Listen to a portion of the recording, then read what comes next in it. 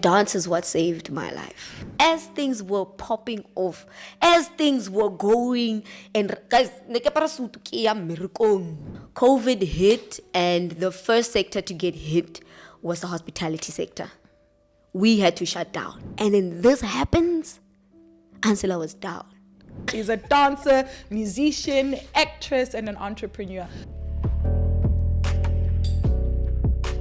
Hi, Genies. Before we dive into today's episode, I want to take a moment to thank each and every one of you for being a part of this amazing and growing community.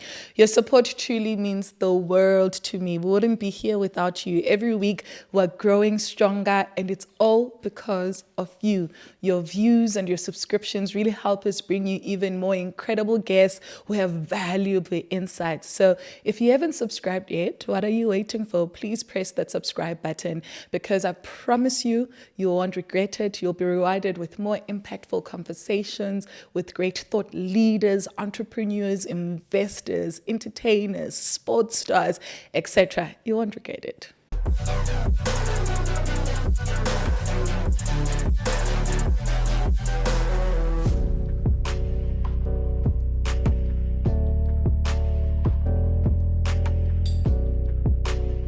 Welcome back to another episode of Access Genie, the podcast that opens doors to success in the world of entrepreneurship. I'm your host, Ansela Nombeo, and today I'm joined by Hope Ramafalo. She's a dancer, musician, actress, and an entrepreneur.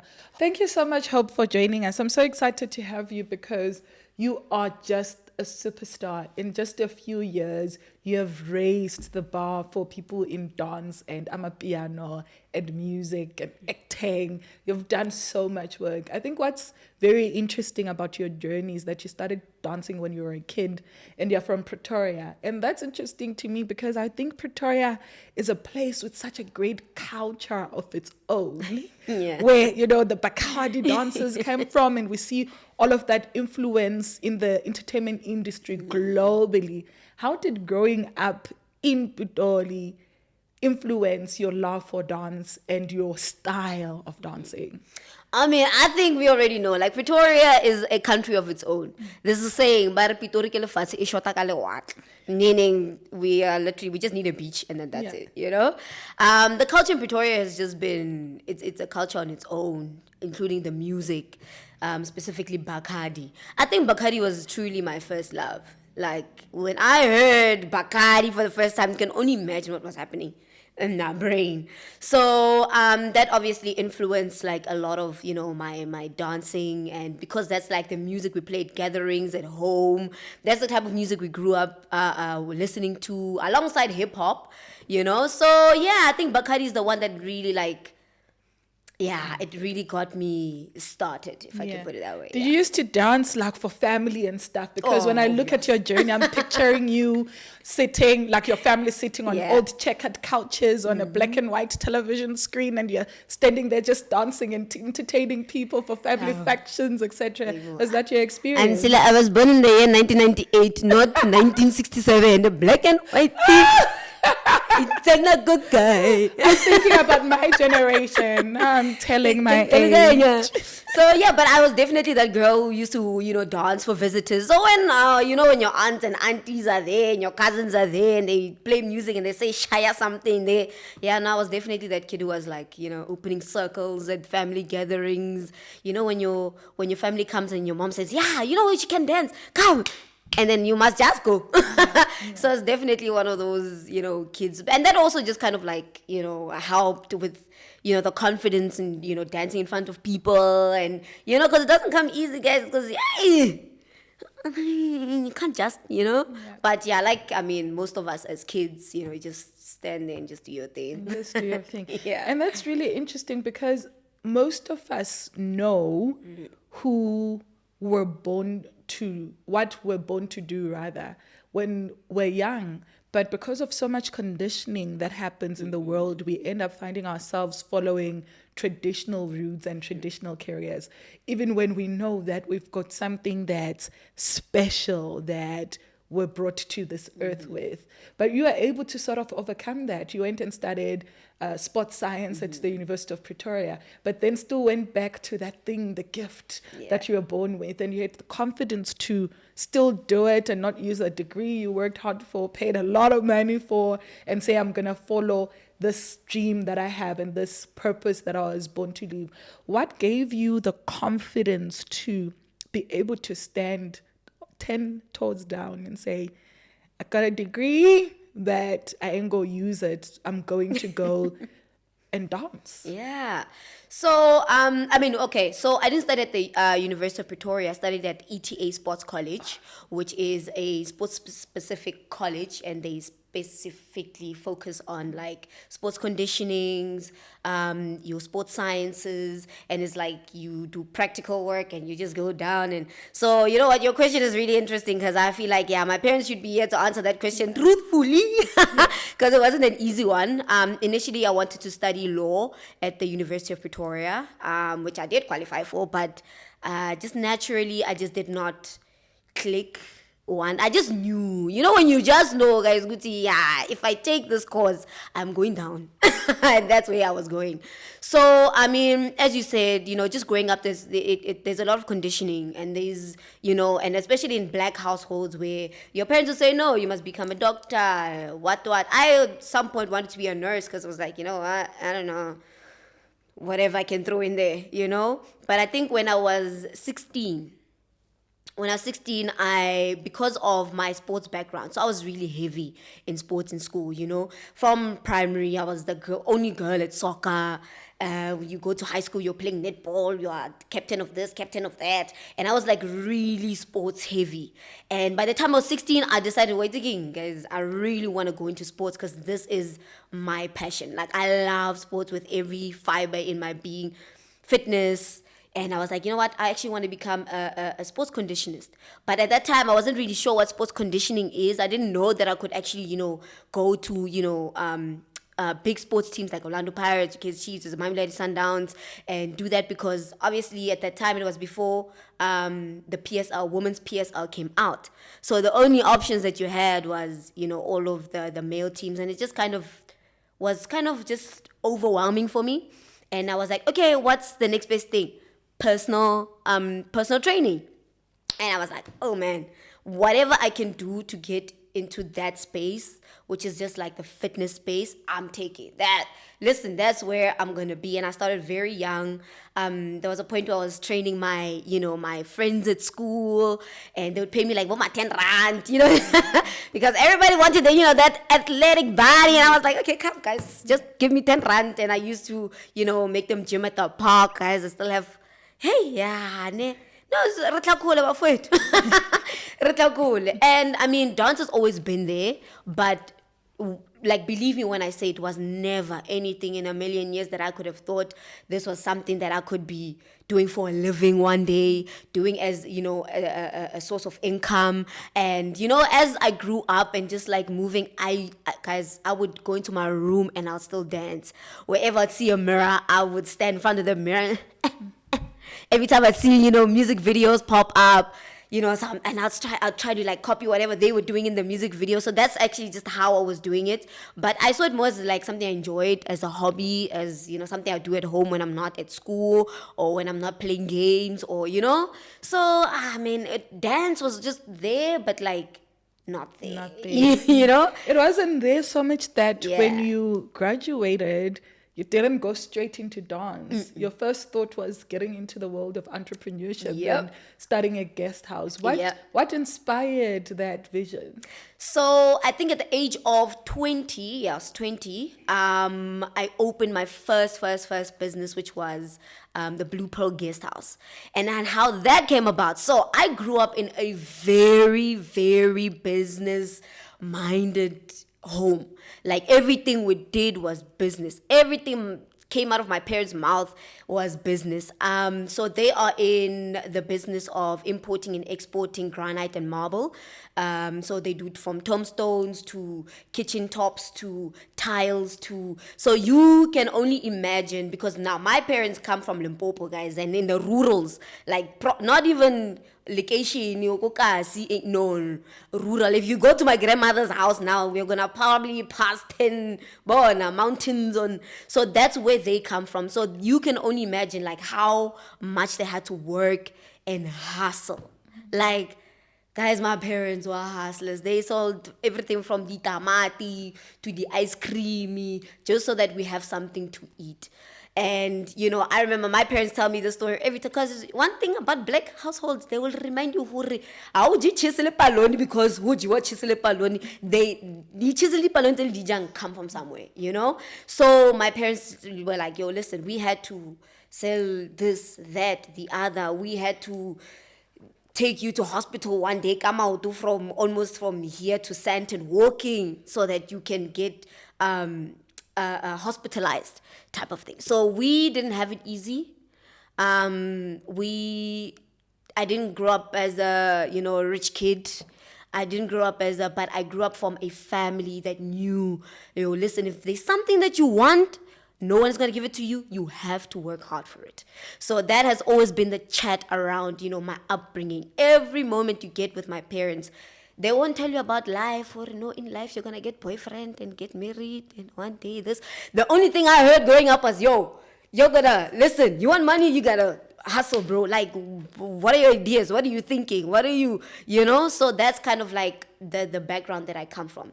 So when I was around 17, 18, you know, Facebook and, you know, internet came about and I was like, dude, what if this fitness thing doesn't work out? And like, I want to be bigger and I want to, you know, do more with my life than just, you know, being in the fitness space. I knew already doing physical activity is what I want to do as a passion, as something because I love doing it, you know? And then my dad said something to me very interesting this one time. Because I told him I want to be a professional soccer player. Obviously, I said that to my parents. And my dad said, dude, passion sometimes doesn't pay bills. And you can only imagine hearing something like that as, you know, a growing girl at, you know, 17, 18. Passion doesn't pay bills. And then you go and you look at what passion has done for other people in your country. And it's like, you know, South Africans are more for the trend. So once you're out of fashion, you're out of fashion. You know, you're in today, tomorrow you're down. So what is the next best thing? He gave me a book called Rich Dad, Poor Dad. And I read all of them. As when I said I read all of them, I said I read all the series of Rich Dad, Poor Dad. I was so intrigued. And any moment I'd just want to read something. I'd go Google him. I'd do YouTube, Robert, you know, and I'd try to go and see what is this phenomenon about. And it's all about investments. And I said, this is me. This is my chat. This is what I'm into. I go to my dad. I'm like, yo, listen, I would love to invest in property. Because listen, Robert says property is the best investment, then property is the best investment. You go do it. You know what I mean? My dad's like, no problem. What are you thinking? I said, listen, I've viewed all my options and I think I want to go into hospitality. My dad is like, okay, is you sure? I said, 100%. Is you marketing? He said, listen, I will figure it out as I go. If I need to be marketing this thing, I will market it from here to Dubai. My dad is like, okay, shots, let's go. Found a little cute house in the middle of Pretoria East. It was in the perfect location. This was just before Mainland was upgraded. This was just before the Sun Arena was built. It was just before things changed around Pretoria East, which is like now like our main center of where everything happens, right? So you can imagine I got a cute price, you know, inside there. I rearranged the whole thing, so demolished the whole thing and built 10 rooms in just like a small you know, space there. 10 rooms in suites, you know, just did a cute little thing. And then, yeah, so that's just how it came about.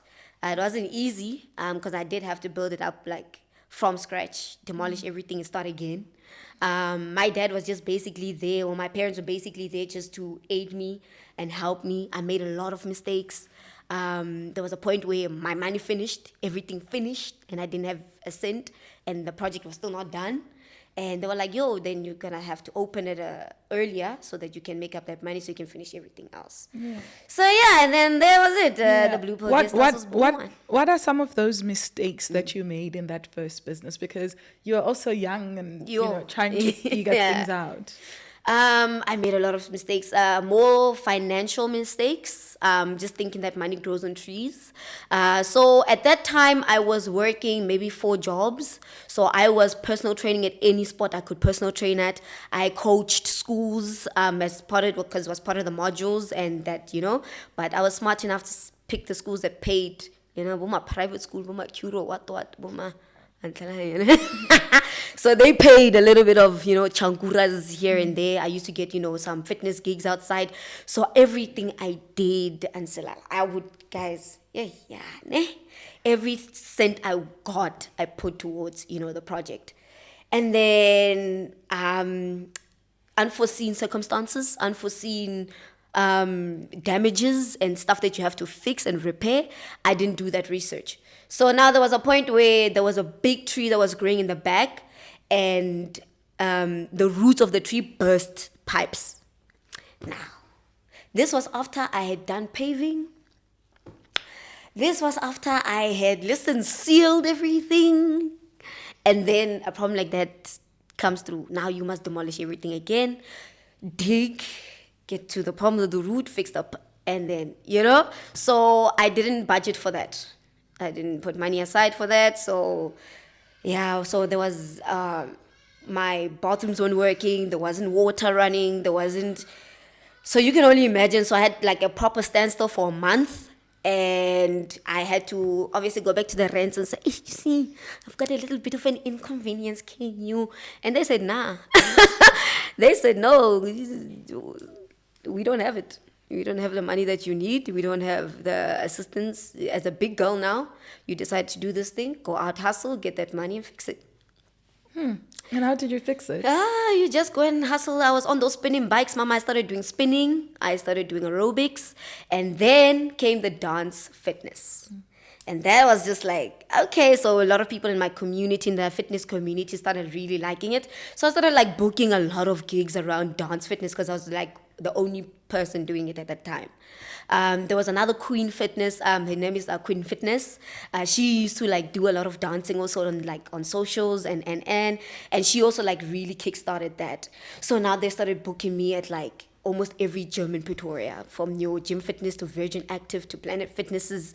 So, now I started like picking up with the dance fitness because I was the only person doing it, So I just went, coin it up, it's the coins, the shman. So I just managed to make just enough. And then, obviously, in terms of labor, I had to go speak to my brothers, Uguti Bona. So, we just spoke about it. Say, listen, I don't have enough money right now. I probably have half of what was needed to fix this. And you know what? They understood and they helped me out. And then as the business was going, I would manage to pay them back like that. Yeah, that's really insightful. And it says a lot about your character and the spirit of being able to fight. Because oftentimes when we are faced with such obstacles in life, most people just quit and give up, or just sell the property, or look at other means, or even just avoid the problem in totality. What do you think prepared you for that kind of disappointment and pain, and also prepared you to be able to learn how to pivot and to still keep grinding and working on it, no matter how difficult it becomes? And so I can only say God. I can only say God, because I was at a point of, I don't want to do this thing anymore. I got so tired. I sat my parents down and I said, I'll just sell it to you guys, or I'll just give it to you guys, and you guys will see how you guys work this out. I'll try something else, because I was just so down and low from just the beating after every day until it was something new. Every day it was, this is broken, the tiles are broken, this is broken, needs to be fixed, this is. And I just said, and my dad said, girl, you decided that this is what you want to do, and this is what you're going to do. I'm not going to take it from you. We're not going to allow anybody else to take it from you. As you know, so my parents played a very big role in my character building, and also just being a girl who knows what she wants. You know, when you want something, you want it bad enough, you are going to get tested. You know, and I got tested. Listen, if anybody in this world got tested, it was me. You know, and I fought, Ansela. I fought for my life. I opened the guest house before it was ready.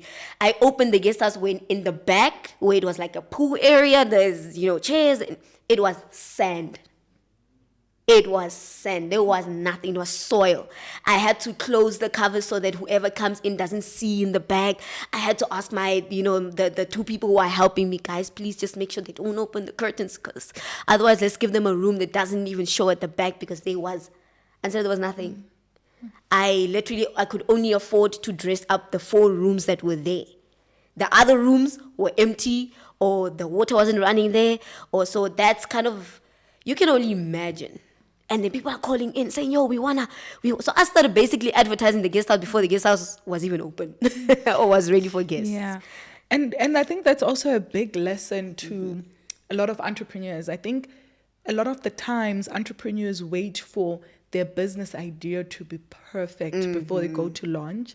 And then when you try to do that, you might never launch, or other people beat you to it. So even when you have that MVP, as long as there's something that you can put out, even if it's beta and you can put it out in phases, it's important to just put that project out and let it go into the market. And it gives you an opportunity to also test the market. What are people liking? What don't they like? What should I be improving within this business? So I think that was a very smart move to just go for it, even though the business wasn't perfect, because it gives you an opportunity to start earning money, getting the word out there about your existence, and also just making sure that you learn about what people like and what people don't like. But to make matters worse for you, the business you started, still working on it, 2019, boom. 2020. Anzila, when I say I've been tested in this world, I have been tested. And things started going really well. And so now Sunbeds Arena opens. Listen, guys, fully booked every weekend. I was booked in the Easter in April, the whole of April, before even April got there. So in March already, I was saying, guys, I'm sorry, fully booked. Guess what happens? As things were popping off, as things were going, and guys, ask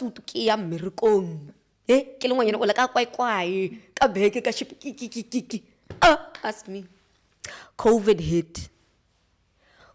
hit, and the first sector to get hit was the hospitality sector. We had to shut down. We had people coming from Mpumalanga.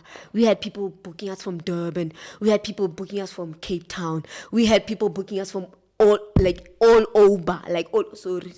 That's all right. From everywhere. And we had to stop because flights stopped. People couldn't travel anymore. And that was it. So COVID-19 hits and you're just starting to gain momentum and everything is shut down. I can only imagine the pain that you felt. Can you take me back to the week or that month where you knew this business is not going to work anymore and I'm basically screwed? Like, Ansela, you can only imagine. I probably hit my financial targets like a month prior to COVID hitting. That's when the business now started picking up. Girl is making money. I'm paying bills. I'm paying people. I'm paying this. I'm fixing this. I'm fixing. And then that happens. And, I had a moment and I said, after everything, are you kidding? After everything I had to go through, from the thousands and thousands and thousands of lectures from my parents on some, you're doing this wrong, you're doing that wrong, fix this, fix that, to the sitting down with yourself and saying, do I really want to do this, and carrying on with it, to driving miles and miles and miles and miles to get this, that. Guys, I was carrying cement in my car. And then this happens, Ansela was down. And so I said, this has to be a joke. It must be a nightmare. That was probably my worst nightmare that I didn't even dream about. I didn't even foresee it coming. I thought maybe a mirror was going to break and I have to fix that. This would break and I have to fix that. But to shut down the whole business, mind you still have to pay bond on this house. You still have to pay water on this house. You still have to pay electricity on this house. I hired staff. And everything is shut down. Oh, and so that was the end for me. It was, I think, mentally I was down. I think I probably had a good depressive moment there for myself. And there was just nothing I could do. Yeah. What was the worst of it all when you think back during that time when you got to that depressive state? Can you take me back to that moment and what you were feeling and what happened in that space? I knew that it wasn't my fault. I knew it wasn't my fault. And I knew there was nothing I could do to open it. I just had to get to a point where I was like, I can't open, I can't operate, everything has to be shut down. Okay, how much do I have? Check my sense there. I don't have enough to even keep the staff there. So that was probably, like, even just thinking back to it, I was defeated, and I think defeated is just not even it. I was sleeping the whole day. I didn't want anything anymore. You'd call me, ask me about the guest house, I'll probably, hey, why not? Probably just go at you. It was disappointing. I've already taken money from people who've done bookings even prior to COVID. I had to give back that money. I had to promise them that, yo, listen, this is going to end, it's going to end. I'm going to give it back to you. Oh, you know what? You just pick another date, different date, and you just come roll up and, rock. I couldn't. I had to give back the money. I had to let go of my staff. I had to sell whatever I could sell at the property. From beds to covers to you name it, whatever I could get my hands on to sell from there, I just had to sell it. But I still had a little bit of hope that, we can still, but then the electricity bills started coming in. Remember when COVID was shut down, your rent still had to be paid. Your waters everything still had to be paid. So every little thing that I had, I just kept paying electricity, waters, whatever little I had, but eventually we just closed down and that was it. So how do you then pick yourself up from that moment where you can't even get out of bed, but you pick yourself up so much that you can start dancing? Because dance is joyful. It feels like such a big jump that would have taken a lot of strength for you to be able to make. And dance is what saved my life. Dance and fitness is what saved my life in that point. You can only imagine, because I've already planned my entire future around this business, and it failed. But being the person that I am and being raised the way I was raised with such grit and a warrior spirit, I was like, nah, what's the next best thing? Let's go. What's going on? So now I'm on internet. Everybody's working out. Guys, during COVID, everybody was gymming at home. Guys, because remember those things, that's what can save your life. Serious. Your lungs must open up, walk, exercise. Everyone was buying. Yeah. And then I did my research. Guys, the one thing about me, I will Google and I will YouTube. I'm just there. What are people doing right now? And this was just before TikTok just really blew up. Right? So this was just like YouTube. Everyone's just complaining, which guys, every second person now is in the gym. I was like, instead of complaining about it, you must find, And I was like, listen, I'm already a fitness bunny, so let's go. Like, what do you mean? Treadmill, gym every day. And then I started my Herbalife journey, right? And I was like, you know what? They've been trying to convince me my whole life. Now they've got me, because I really need to make a plan. So I, went into, Herbalife. And then I did a young snippet, right, of myself because we've got a young treadmill there and just a couple of dumbbells. And then, after one session, I just started, dancing because I was just feeling it, And I would never post stuff like that. But that day I just posted it. And I see everybody just say, yo, this is fire. I'm a piano, And I said, I need money. How can I gain money from this? The same way I said, how can I gain money from doing fitness? How can I make money from dancing? Bada bing, bada bong, YouTube. YouTube was one of the paying platforms, social media platforms. I didn't worry myself about Instagrams and all of that. I was like, I'm going straight to YouTube. What can I do? What is this new sound? I said, I'm a piano. How to dance I'm a piano on YouTube. I didn't find much. And I was like, well, you need to become the solution to the problem that you're trying. You know what I mean? Like, I then became a solution to my own problem. I said, I'm going to learn and I'm going to teach myself how to dance on my piano. And I'm pretty sure I'm not the only one who's trying to learn how to do this thing. And by God's grace, I did it at the peak of Amapiano. Just as Amapiano was going, I said, inside. One of my first videos went up to 2 million views in a couple of months. And I was coining it. And YouTube started paying me. And bada bam, bada boom. I said, this is my thing. Let's go. What do you need? And I think that's such a big lesson of when purpose and that thing that you were born to do locates you. But the tricky part is to have the wisdom to be able to see it when it locates you. Because if you think about it, you've been dancing and wanting to dance from when you were a child. But you stayed away from it because traditional careers, blah, blah, blah, blah, entrepreneurship, blah, blah, blah, blah. And then you were able to then take this horrific pandemic that took millions of people's lives and pivoted it into the grace and the gift that you were already brought into the earth with. Like, that's such a full circle moment for you to be able to get there. And then for Amapiano to be trending at the time. Hold up, I need to start this. Do you see how full circle this is? You're born loving to dance. Yep. You dance for fun. You don't get an opportunity to. You go and pursue other things in life. And life forces you to come back to dance. 100%. But when it does, it forces you to do so at the right time with the right genre, at a moment where everybody's looking to Africa and African dance, where being African is cool, at a moment where we're all stuck at home and all we can do is be on our phones and computers. Do you realize how many things have to happen right for you to have the career that you have right now on top of the talent that you're born with? Yeah. Come on, man.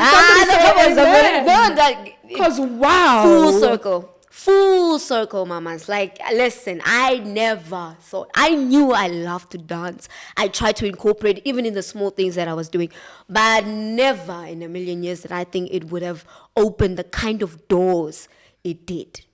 And I think it goes back to what you said when you are born for something, when your destiny has already been written in the books of your life. It will find you. Yeah. And I think that this is a big lesson for entrepreneurs and everybody who's watching this, by the way, to say, even when things are tough and you think you're down and out, that's when you have to listen to your intuition the most. Because the thing that you're born to do, guys, it stays with you. It doesn't leave you. It's always whispering next to you all the time. But Angiti, the world is so loud and we don't listen to it. But when everything shuts down and things are tough, that's when that voice becomes louder. And you have to listen to it. When it becomes louder and you're sitting there depressed and crying, but there's that voice and it's louder than it's ever been. That's the moment that you have to really, really listen to it. And I think one of the things that you have done so incredibly in your career since then was to ensure that you hug the power of collaboration. Because I've seen the way in which you move. I'm like, this girl is smart. She realizes that you don't build alone. No. You can only grow with other people. You've spoken a lot about how you meeting Clocky, your partner, impacted your journey in dance and really skyrocketed your career, both your careers, because now you're building together, which is really, really incredible. But I know that a lot of people, especially entrepreneurs or people who are in the entertainment industry, are afraid of collaborating in that way. I think we've seen a number of friendships in the industry come and go, and they end up messy, and then they don't talk anymore. And do you ever fear that if something bad happens, God forbid, between you and Chloe, it's going to impact negatively both your careers? Do you have a contingency around that? If I am being open and very honest, becoming or getting into a collaboration like that, before you even go in, so I'm the type of person who thinks about things before I do them. I will think hard, I will plan hard, and I will have to understand the kind of risks, one, that go into doing something like this, whether it be opening a business or getting into a collaboration or even a relationship. Because now I was like, hey, but what if, hey, and then, hey, and then, but listen, she was the mountain I was willing to die on. That was a risk I was willing to take with my whole heart. Because even when I met her, I was not in the position to say, okay, sharp guys, bye-bye, I'm going this way. I had to fight for that relationship. I had to mentally, with myself, with my parents, with my family, I had to fight to be in this. So I was like, listen, Ramafalo, what are you going to do? I say, I'm going this way, chief. Let's go. And honestly, it is a risk. And because it's a relationship, things will always be there. There will always be arguments here and arguments there and arguments. But when you're with someone who understands where we started, one, and where we're trying to go, and the things that we had to do to be where we are today, listen, it's easier for you guys to talk about it. It's easier for you guys to navigate. It's easier for you guys to come back to the source of, listen, this is where we're trying to, you know what I mean? So her and I are people of the same mindset, and we are almost the same. So that even when we do have arguments and we have this and that, which does happen, guys, we are not perfect. We are not even by the slightest bit. But because we are connected in such a higher power, I can't even explain it. We know how to come back and say, yo, listen, this is not even worth it. The arguments, the this, the that, the this, and everything leads to us knowing what we want with each other and a future with each other. And we'll do whatever it takes and we'll fight for it. And it is a risk, and God forbid anything does happen between her and I think we will know that we fought a good fight. And we put everything down to make this happen, mamas. We wake up every day thinking about, dog, what are we going to do today? How are we going to change the industry today? How are we going to change our lives today? How are we going to serve anything? Listen, we will know that we put everything. And two heads are always better than one. There are a lot of businesses that we can look into that have grown from relationships and have become multi-billion-dollar kind of businesses and family businesses. And I think with the right mindset that you already have, and obviously contingencies in terms of contracts and agreements, etc., you're definitely going to be able to do it. You just mentioned now that every day you're thinking about how you can change the industry and how you can grow. I think people underestimate how much it takes to create content, how much time, how much rehearsing, how much... This game is hard. And then you do something and then it doesn't, you're like, this is the best. And then it doesn't appear in numbers as being the best. How long does it often take you to come up with a routine and produce one dance video? If I'm being truthful, and listen, this is all about honesty, guys. Just a couple of seconds. Remember, we are born with this. You play music now, we'll probably put something together in a minute. A minute is too long. But yeah, I mean, if we're obviously going into detail and like focusing on certain things, just about a couple of minutes, and then you obviously need to practice and keep doing it, which will then take a couple of days to perfect in terms of movement and how you do it. But it's a gift. We do it without thinking. It's kind of like an involuntary movement to us. So at this point, you play something, we do it, and then the body just takes over. But in terms of content and numbers moving, one thing this game will teach you, the game of content creation, is patience. You're gonna need to be patient. You have to be patient. You definitely have to be patient. And I think in the entertainment industry, we've seen a lot of entertainers die broke, or they lose a job and life is done, houses are being repossessed, etc. And I always say I think it's because of the lack of taking entertainment as a business. So you as Hope sitting there, you are the business. This is the business of Hope Ramafalo business. How do you ensure that you run your career as a business and not just, oh, I'm just dancing or acting or singing, but it's an actual business so that you don't fall into the same mistakes that we've seen in the past? Yeah, I mean, Ansel, I think it starts at understanding that you're a business.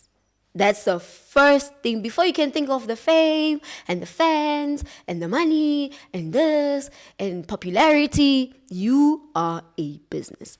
The same way Converse is a business, you are a business. The same way Lipton is a business, you are a business. The same way Ancilla is a business, you are a business. So the minute you become a brand, you are in business. And I think the one thing or the one mistake that people do is they are unable to detach their emotional side of things to the because it does take a lot of mental and emotional things where you get excited and you're in the limelight and everybody wants pictures with you, but you forget to remember. You understand?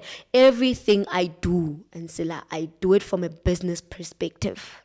If I speak to Zbanman and Mangmang, it's networking for me. It's not me making friends. It's not me trying to be the coolest kid in the block. I'm networking. I'm trying to see what other creatives are doing. I'm trying to, share ideas with other creatives so that I can better my business. So everything that we do as artists needs to be taken from the perspective that you are running a company. Yeah. And how do you make sure that that really sticks, especially from a financial perspective and running and managing finances of the business of Hope Ramafalo? There are papers, local banking, your bank accounts, your registrations of companies, paying taxes, doing, you know what I mean? Like what a normal business would do, paying your salaries. Always has to happen. Yeah. Always has to happen. So you run it the same way a CEO of a food company or a investment company would. You do your papers right. Yeah. You put your money aside, okay? Every month you pay yourself a little bit of 10% of everything that you make every month. So if you make 100,000, you give yourself maybe 1,000, So that's how you should, that's how we do business. But I get it, when celebrity. Yeah. Doing things. And did you see what Hope did right there? She's like, if you are Converse, if you are Lipton, that's the power of collaboration that I talk about. And it was so easy for her to bring the brands that she's already working with and partnered with into the conversation. So I listen and I watch. It's so smart to be able to do that. And to talk about the business of entertainment and collaboration, it's always important to have somebody that you trust, that you can also collaborate and partner with, who helps move your business forward. So before we end this conversation with Hope, we're going to talk to Matabo Mbele, who is Hope's manager. We're going to talk a lot about managing talent like Hope, as well as the business of entertainment. So stay tuned. For any successful entertainer or any successful entrepreneur, you need to have the right team that you can collaborate with that can help take you to the next level. And for Hope Ramafalo, it's none other than Matabo Mbele, who is her manager. Thank you so much for joining us, Matabo. So I really want to talk about the business of managing artists and stars. I really respect what you do because I know it's not easy. How did you get into the space? Well, thank you for having me on. It was never my intention, actually. Just to pick up on what you and Hope were talking about earlier. You find yourself wanting to do certain things and God just redirects you. My first love has always just been I wanted to be on radio, right? And when that didn't happen, I just kind of fell back in the industry. And when COVID happened, ironically, a lot of people were struggling with, with the pandemic. But that's when I found that I actually am good with public relations. I know everybody knows me. I've been in the entertainment industry for a while. So I had, spoken to a friend of mine that, I'm in the market for a gig, any gig. and there was a record company that was starting out. And I sent through my CV, which I've never done ever, and had the interview, and I got the job, right? And that's initially how I then met Hope, because she was then one of the talents that we were using to push another artist's song. So we needed her to do a DC. So her and Tlogri were essentially the people we chose. And that's how I met them. And when the record company did not survive, our relationship survived. And 3 years later, here we are, you know. It actually feels like it was just yesterday when we met. Yeah. So it was never something I intentionally went into, but I was redirected into that. And I can't really take the credit for it. It was just destiny, and it found me prepared. Yeah, it found you prepared. And Yeah. you guys have done such an incredible job together. I mean, I saw you guys in Atlanta and Hope doing some dances in the US recently. A lot of collaborations from Lipton to Converse to many other brands. You guys have also done some work with some of our clients at Ralinka Media. So networking in the space is important. What role do you play in ensuring that girl is booked and busy as a manager? So the beauty with working with such talent, Hope she's a very rare breed of talent.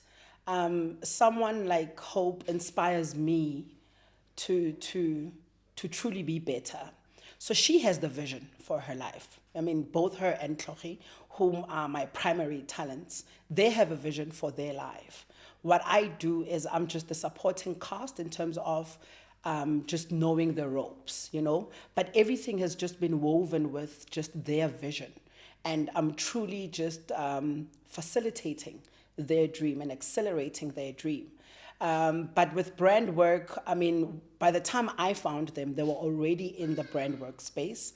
So I just hit the ground running, you know. Ironically, I didn't even know much about, agencies and brand work. But growing up, I'd always come up with proposals. And without even knowing what I was doing, you know, I remember at one time I went to YFM with a proposal with like 15 pages. And I thought, what would make this special? And I took my shoelaces and I, punched the whole thing and I tied it up with my shoelaces because I wanted it to stand out. And fast forward 20 years later, that's precisely what we're doing. So I approach brands. Their numbers on social media are extraordinary. Their engagement, so they're quite an easy sell, so to speak. So any brand that we approach, we've been very fortunate that they are more than happy to actually look into what they are bringing onto the table. And out of 10, 6 is a win, So it's for me, it's just an equal balance of great talent and just being hungry enough to go and knock on doors. And just truly, researching, finding out who's doing social media advertising, who is out there looking for talent to collaborate with. And more often than not, what I do is I actually go the opposite. I look for people who are not on social media, and then I tell them, you should be on social media, right? But more importantly, I think after you've been in it for a while, then you realize, oh, damn, we can actually undersell ourselves. So I've changed my modus operandi. I used to be very apologetic in the beginning, begging for work, But then I realized that's not how to do it. One needs to be very confident in what they bring onto the table. And like I said, my talent is extraordinary. So now brands will always almost hope you don't know your worth. But if you've got a manager, then they know you know your worth. Because if you obviously are operating under the premise of being managed, you must pay someone's salary out of your own check. So essentially, I guess it's just being able to find the correct brand and having the chuzba to go and keep on trying. And like I said, out of 10, 6 is always a win. 6 is always a win. Yeah. A lot of people say in the South African entertainment industry, is it true? Look, going back to my days, I started in the entertainment industry at the age of 13, and that was in 2000. Yes, when I got my first TV gig, I got paid 50K for 2 seasons, right? So you can only imagine per episode, I was probably getting 500 per episode. But I'm proud to say that this new wave of entertainers, they know their worth. They know how to, competitively give rates, right? And it's true, ayikho imali. But if you're focused and if you know why you're here, a lot of people assume that being in the media space, you must be a socialite. And that is what causes a lot of them not to be able to save because it's expensive to always be out. So I guess there is no money because of brands always want to exploit. But once you are in the in the neck of things and you understand how the industry works and you know your worth, you can really make good money. Fair enough, there's a lot of people at the bottom and it gets less and less while you go to the top. But the higher you go, I mean, the more zeros you add to your check, right? Yeah. So to give you a straightforward answer, there is money. You just need to be able to navigate your way to the money. There's actually money in abundance in this space. It's just that we perhaps don't take it seriously enough as a business. Yeah. And finally, because I want to get to some dancing with Hope. I've Yeah. got a million left feet, but I want to get to some dancing. So finally, I just want to know, what should we expect from Hope's career in the next year or two? Look, this lady is dynamic. I'm not sitting here because this is just any other. She's looking to go international. I mean, she just did a European tour. She just did a USA visit, like you just mentioned. So primarily what we're doing is to set her up for international stardom. Her whole identity is around going to uncharted grounds. So I can't even tell you what she's going to do next. But one thing is certain, whatever she does, she's going to excel at it, and it's gone beyond just her now. She's aware that her decisions affect other people's careers, mine to be specific, right? And we've got a team of dancers, we've got producers, we've got people who actually are part of the team. And she's looking at not just growing herself, she's looking at growing everybody. So to be quite frank, I mean, maybe there's a Hope Ramafalo Academy coming through. Perhaps she'll have her own, TV station because she doesn't think small. That's another thing about Hope. She never limits herself. She, I think, has realized that she's also special, right? So I can't give you a direct answer. Yeah. Only God knows what tomorrow holds. But whatever it is, it's gonna be platinum. Yeah. Only God knows what tomorrow holds, but I know what we're about to do next. It is dancing. Hope Ramafalo has 3 songs. If you haven't heard them, please go check them out. And she's going to try and teach me how to dance a little bit. Let's see how good she is. Thank you so much, Hope, for joining me. I'm so excited to learn from both you and Tlhokwe. Thank you for joining us, Tlhokwe. She's been behind the scenes the entire time. So these 2 are going to attempt to teach me how to dance. I've got 20 million left feet, so let's see how good they are. We're going to be dancing to one of your songs. Tell us a little bit about the song and then show me what to do. Alright, so the song that we're going to be doing a little DC2 is my latest single titled Dala Kayona. So are you ready to Dala Kayona, my sister? I'm ready to Dala Kayona. Yeah, let's go. Okay, so first you're going to go as Deshe Nibafwe. So you dash it. Okay, and then Mali. That's it. It's actually not even that difficult. Okay, so from the top, we're gonna go as Deshe Nibafwe. Keep Mali Mane. Dibache. Diga Dibache. Manim Kuza. 1, 2, 3. You got that? Alright. It's easy, guys. That's simple, this one. And we do that once. We do it twice. Okay. So we're gonna repeat it twice. Okay. And then okay, so let's take it from the top, we do it twice, and then so play off from there. Alright, let's do it. Let's see. Go. Go.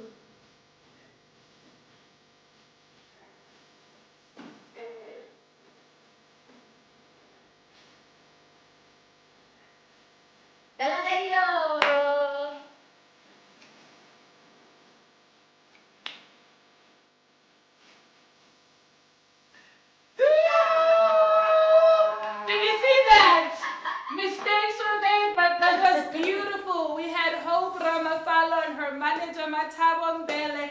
And finally, for dancing, we're joined by her partner, Kahi. Thank you so very much for watching Access Genie. And a big shout out to Photographers Galore and Runback Studio. If you're looking for a studio space for photography, videography, or you want to start a podcast just like I do, please contact them. The details are on the screen.